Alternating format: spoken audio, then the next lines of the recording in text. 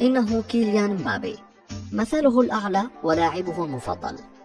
سبق لمبابي أن أكد في الكثير من التصريحات أنه من أشد المعجبين بكريستيانو رونالدو، وظهر ذلك في صورة له وهو في سن 13 في غرفته، والتي كانت مملوءة بالصور الدولي البرتغالي، إضافة إلى صورة أخرى تداولها رواد مواقع التواصل الاجتماعي جمعت بين مبابي ورونالدو خلال زيارة سابقة للاعب الفرنسي لمقرات تدريبات ريال مدريد في 2012. كما كشف الجناح الفرنسي أيضا عن عشقه لزين الدين زيدان وتأثره الشديد به لدرجة أنه قلده في قصة شعره، حيث صرح قائلا: عندما كنت صغيرا أردت أن يكون شعري مثل شعر زيدان، هو مثلي الأعلى وأردت أن أقلده في كل شيء. وأضاف: لم أكن أعرف معنى الصلع، ولكن ذهبت إلى الحلاق وطلبت منه أن يقوم بقص شعري، ظننت حينها أني أصبحت أشبه زيدان،